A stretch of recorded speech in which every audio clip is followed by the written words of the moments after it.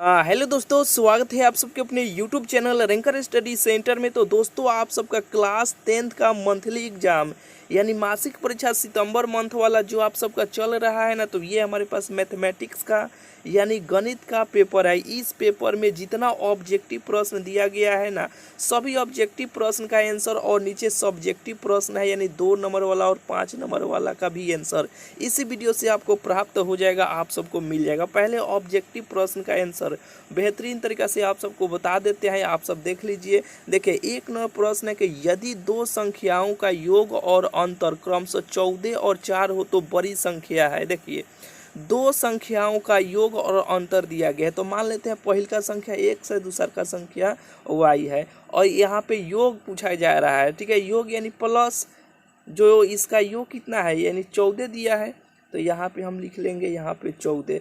और देखिए, इसी संख्या का अंतर कह रहा है, x में से y का भी मान 4 दिया है। तो जब इस प्रकार का जब समीकरण बनता है तो एक ट्रिक आप सबको सिखाए थे ना कि x का मान जब भी निकालना होगा तो दोनों के ये मान को जोड़ कर आधा कर दीजिएगा, तो 14 को 4 को जोड़िएगा तो 18 को 18 के आधा क्या हो जाएगा 9। यही x का मान हो गया। y का मान कैसे निकाला जाता है बताए थे ना कि बड़का में से छोटका घटा लीजिएगा, 14 में से 4 घटाइएगा तो क्या हो जाएगा 10 हो जाएगा, 10 का आधा कर दीजिएगा तो 5 हो जाएगा। यही x y का मान निकल गया। तो ये पूछा जा रहा है कि बड़ी संख्या, तो बड़ी संख्या क्या है 9 है, जो ऑप्शन नंबर इसका सी हो जाएगा। इस चैनल के साथ आप जुड़े रहिए, इतना ट्रिक आप सबको सिखा देंगे ना मेरे भाई कि ऑब्जेक्टिव प्रश्न को बहुत ही इजीली तरीका से आप अपने फाइनल बोर्ड एग्जाम में अपना कर चलाइएगा। चलिए यहाँ पे देखिए, बताइए, दो नंबर प्रश्न है कि cos 30 डिग्री बराबर √3/2 होता है, जो ऑप्शन नंबर इसका बी हो जाएगा।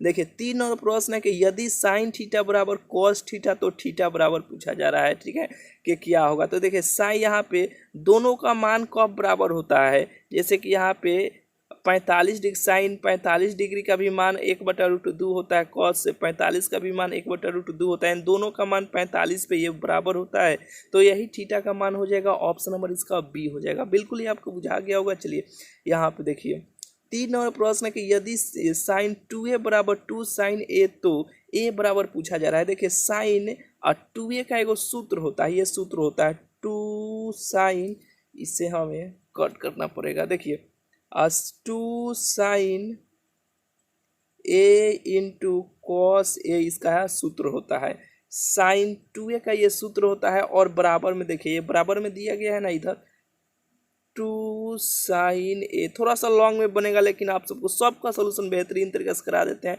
ये प्लस में है, बराबर के इधर आएगा तो माइनस में हो जाएगा। यहाँ पे 2 sign A into cos A, plus में है, इधर आएगा तो ये माइनस में हो जाएगा, 2 साइन ए हो जाएगा। ठीक है, इसमें से 2 साइन ए हम कॉमन निकाल लेते हैं। जब हम कॉमन निकालेंगे तो यहाँ पे देखिए, आप भी ऐसे ही बनाइएगा। कॉमन जब निकलेगा तो बचेगा क्या, ये हो जाएगा कॉस ए माइनस ये तो बाहर आ गया, तो बचेगा क्या 1, तो यहाँ पे 1 हो गया, बराबर 0 ले लीजिएगा। अब 0 से तुलना ये दोनों को कर लीजिएगा। इसे हम एक बार कट करें क्या,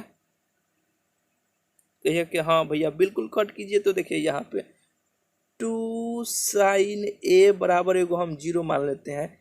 ठीक है, फिर यहाँ पे कॉस ए -1 बराबर भी हम 0 मान लेते हैं। बोले हैं 0 से तुलना करना है तो ये गुना में 2 है, इधर आएगा तो भाग में हो जाएगा। 0 के नीचे कोई भी संख्या आ जाता है उसका मान 0 होता है।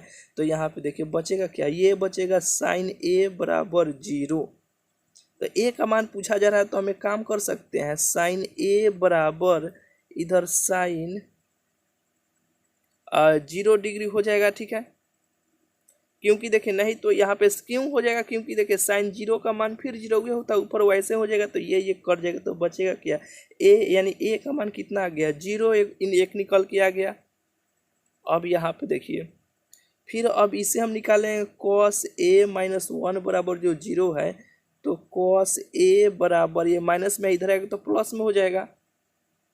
तो देखिए ये हो जाएगा कॉस ए बराबर, कॉस 0 का मान 1 होता है, ऐसे कर सकते हैं, ये कॉस कर जाएगा तो बचेगा ए बराबर 0।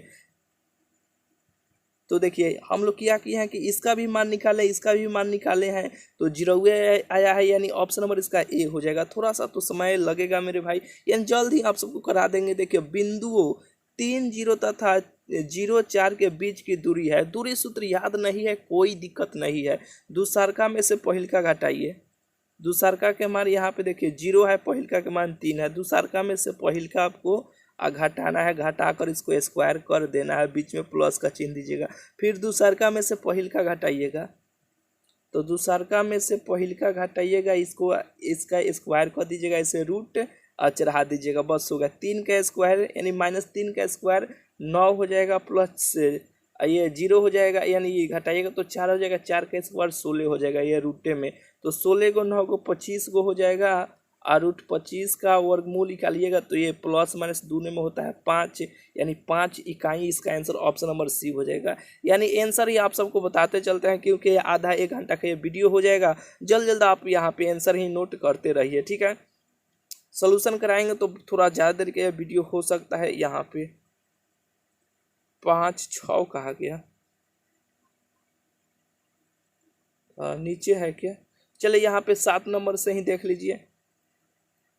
यहाँ पे देखिए 7 नंबर प्रश्न का आंसर ऑप्शन नंबर इसका सी हो जाएगा। यह 8 नंबर प्रश्न देखिए, यदि दो समरूप त्रिभुज की भुजाओं का अनुपात इतना है 4:9 हो तो इन त्रिभुजों के क्षेत्रफल का अनुपात होगा। तो देखिए हम आपको क्या बोले थे कि क्षेत्रफल हमेशा क्या होता है, सेंटीमीटर स्क्वायर में होता है। ट्रिक सिखाए थे ना, तो जो भी मान रहेगा उसका स्क्वायर कर दीजिएगा। 4 का स्क्वायर 4 चौका 16, 9 का स्क्वायर 9 81, ऑप्शन नंबर डी हो जाएगा। 8 का आंसर ऑप्शन नंबर इसका डी हो जाएगा। चलिए 8 हो गया। यहाँ पे 9 नंबर प्रश्न देखिए, और 9 नंबर प्रश्न है कि त्रिभुज ए बी सी और त्रिभुज बी डी ई दो समबाहु त्रिभुज इस प्रकार है कि बी सी का मध्य बिंदु डी है, तो ए बी सी का क्षेत्रफल अनुपात यानी अनुपात बी डी ई का क्षेत्रफल बराबर है, ठीक है, पूछा जा रहा है। तो देखिए जब इसको हम निकाले हैं बनाएंगे तो थोड़ा सा ज़्यादा देर का वीडियो हो जाएगा। 9 नंबर प्रश्न का आंसर ऑप्शन नंबर इसका सी हो जाएगा, ठीक है। चलिए यहाँ पे देखिए 10 नंबर प्रश्न है कि यदि समकोण त्रिभुज ए बी सी में ये ए बी सी बराबर 90 डिग्री, तो ए बी स्क्वायर बराबर पूछा जा रहा है। तो 10 नंबर प्रश्न का आंसर ऑप्शन नंबर इसका डी हो जाएगा, नोट कर लीजिए, ठीक है। चलिए 11 नंबर प्रश्न देखिए, 11 नंबर प्रश्न है कि त्रिभुज ए बी सी एक समबाहु त्रिभुज है जिसके प्रत्येक भुजा की लंबाई 2a है, तो प्रत्येक शीर्ष से आधार की लंबाई होगी। तो 11 नंबर प्रश्न का आंसर ऑप्शन नंबर इसका बी हो जाएगा, √3a होता है, ठीक है, यानी इसको निकाले हैं तो ऑप्शन बी हो जाएगा। चलिए यहाँ पे 12 नंबर प्रश्न देखिए, 12 नंबर प्रश्न है कि 27 सेंटीमीटर क्यूब आयतन वाले घन के किनारे की लंबाई है। तो ये 12 नंबर प्रश्न का आंसर ऑप्शन नंबर इसका ए हो जाएगा, 3 सेंटीमीटर हो जाएगा, ठीक है। 13 नंबर प्रश्न देखिए, बहुत इजी प्रश्न है, बनाइएगा तो बहुत जल्द बन जाएगा, यानी सबका जल्द सलूशन बता दे रहे हैं, आंसर नोट करते चलिए। एक घन का प्रत्येक किनारा 5 मीटर है, इसका कुल पृष्ठीय क्षेत्रफल होगा। तो ये 13 नंबर प्रश्न का आंसर ऑप्शन नंबर इसका सी हो जाएगा, 150 सेंटीमीटर, ठीक है, सेंटीमीटर स्क्वायर हो जाएगा। क्षेत्रफल जब भी निकलता है सेंटीमीटर स्क्वायर में ही जो मान आता है उसको लिखा जाता है। इसका फायदा कहाँ पे निकाल लेंगे हम लोग, उठा लेंगे तो इस प्रश्न पे हम लोग उसका सेंटीमीटर क्षेत्रफल जब भी निकाला जाता है सेंटीमीटर स्क्वायर में लिखा जाता है। तो इस प्रकार का जब भी आपको दो समरूप त्रिभुज का भुजा का अनुपात दिया जाएगा, क्षेत्रफल का अनुपात पूछा जाएगा, तो याद रखिएगा से क्षेत्रफल जब भी किसी भी चीज़ का निकालते हैं तो सेंटीमीटर स्क्वायर में हम लोग लिखते हैं। तो यही स्क्वायर कर दीजिएगा, जो भी मान रहेगा उसका आंसर निकल जाएगा, बस यही याद रखिएगा इस ट्रिक से। चलिए यहाँ पे आ जाते हैं, 15 हो गया ना। 16 नंबर देखिए, और 16 नंबर प्रश्न है कि बहुलक, तो ये ऑप्शन नंबर ए हो जाएगा। इसका सूत्र होता है 3 गुने माध्यिका -2 गुने माध्य होता है, यानी मध्ययाम हो जाएगा, ठीक है, जो ऑप्शन नंबर इसका ए हो जाएगा। यहाँ पे देखिए 17 नंबर प्रश्न है कि द्विघात समीकरण इतना इतना इतना का मूल है।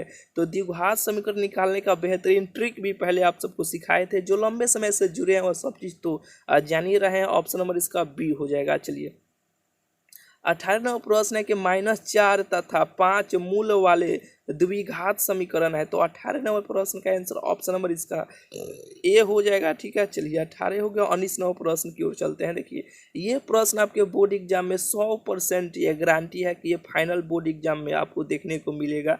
देखिए क्या करना है, ट्रिक सिखा देते हैं। ऊपर वाले नीचे वाले के जोड़ने पे अगर 90 डिग्री पूर जाएगा तो उसका आंसर हमेशा 1 हो जाएगा। और यहाँ पे साइन के उल्टा कॉस, यहाँ पे हमेशा इस प्रकार का जब भी डाटा दिया जाता है तो सेट करके ही दिया जाता है। केवल ये चेक कीजिएगा, दोनों को जोड़ने पे अगर 90 डिग्री पूर जाएगा तो उसका आंसर 1 हो जाएगा। तो यहाँ पे देखिए 53 डिग्री और 37 डिग्री, तो 7 3 10 के 0, हाथ में 1 5 3 8 1 9, 90 डिग्री पूर गया तो इसका आंसर ऑप्शन नंबर सी हो जाएगा, यानी 1 हो जाएगा। बोलिए ये दोनों को जोड़िए 1, ये दोनों को जोड़िए 1, कट गया, ऑप्शन नंबर इसका ए हो जाएगा। 0 हो गया। ठीक है, यानी यहाँ पे ऑप्शन नंबर सी हो गया। सॉरी मेरे भाई, ये 20 नंबर प्रश्न का आंसर ऑप्शन नंबर सी हो जाएगा। चलिए 21 नंबर प्रश्न की ओर चलते हैं। देखिए 21 नंबर प्रश्न है कि यदि 10a बराबर cot b तो a प्लस बी बराबर पूछा जा रहा है। तो 21 नंबर प्रश्न का आंसर ऑप्शन नंबर इसका सी हो जाएगा, 90 डिग्री हो जाएगा। ठीक है, यहाँ पे देखिए बिंदुओं x1 y1 तथा x2 y2 को मिलाने वाली रेखाखंड के मध्य बिंदु का भुज है। तो देखिए भुज पूछा गया है ना, तो 22 नंबर प्रश्न का आंसर ऑप्शन नंबर इसका बी हो जाएगा। x1 प्लस x2 भागा 2 होता है। ठीक है, मध्य का पूछा है, रेखाखंड पूछा है, ऑप्शन नंबर इसका बी हो जाएगा। चलिए 23 नंबर प्रश्न देखिए। बोलिए 23 नंबर प्रश्न है कि यदि बिंदु 1 2 0 0 तथा ए बी एक रैखिक हो तो ये 23 का आंसर ऑप्शन नंबर इसका सी हो जाएगा। नोट कर लीजिए यहाँ पे। चलिए 24 नंबर प्रश्न देखिए। 24 नंबर प्रश्न है कि बिंदुओं 1 3 तथा 4 6 को मिलाने वाली रेखाखंड को 2:1 के अनुपात में विभक्त करने वाली बिंदुओं यहाँ पे बिंदु का नियामक है। ठीक है, तो ये 24 नंबर प्रश्न का आंसर ऑप्शन नंबर इसका बी हो जाएगा। सबको हम निकाल के रखे हुए हैं, बना कर रखे हुए हैं, आप सब नोट कर लीजिए। 25 नंबर प्रश्न का आंसर ऑप्शन नंबर इसका डी हो जाएगा। 26 नंबर प्रश्न देखिए, और 26 नंबर प्रश्न का आंसर ऑप्शन नंबर इसका सी हो जाएगा। 27 नंबर प्रश्न का आंसर ऑप्शन नंबर इसका डी हो जाएगा। नोट कर लीजिए, जल्द जल्द यहाँ पे आप सबको करा देते हैं। चलिए यहाँ पे देखिए 29 नंबर प्रश्न देखिए। यहाँ पे 28 27 हो गया ना, यहाँ पे 27 था। ठीक है, 27 नंबर प्रश्न का आंसर ऑप्शन नंबर डी हो गया। ठीक है, 28 नंबर प्रश्न देखिए। 28 नंबर प्रश्न का आंसर इसका भी आंसर ऑप्शन नंबर इसका डी हो जाएगा। 28 नंबर प्रश्न का भी आंसर ऑप्शन नंबर इसका डी हो जाएगा। चलिए 29 नंबर प्रश्न देखिए। 29 नंबर प्रश्न का आंसर ऑप्शन नंबर इसका सी हो जाएगा। और 30 नंबर प्रश्न का आंसर ऑप्शन नंबर इसका ए हो जाएगा।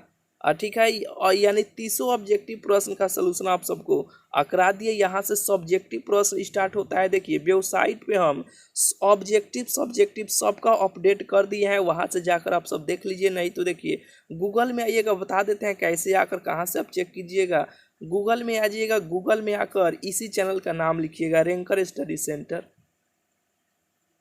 आइएगा, आने के बाद लिखिएगा रैंकर स्टडी सेंटर, लिख कर इसे सर्च कर दीजिएगा। जैसे ही आप सर्च कीजिएगा तो देखिए रैंकर स्टडी सेंटर .com ये साइट खुल के आएगा। इसी पे आपको क्लिक करना है। जैसे ही इस पे आप क्लिक कीजिएगा तो देखिए यहाँ पे 10 सितंबर मंथली परीक्षा 2024 मैथ ऑब्जेक्टिव सब्जेक्टिव आंसर की। ठीक है, इसी पे जैसे ही आप क्लिक कीजिएगा देखिए नीचे आ जाएगा। ये सब पढ़ भी लीजिएगा। पढ़ने के बाद देखिए यहाँ पे ये सब सब्जेक्टिव यहाँ पे दिए हैं। ठीक है, ये पूरा पेपर है, नीचे आंसर है। आकर आप सब इस वेबसाइट पे आकर पूरा पेपर डाउनलोड कर लीजिए और सब्जेक्टिव को भी आप सब मिला लीजिए। ठीक है, चलिए मिलते हैं फिर आप सबसे अगले वीडियो में।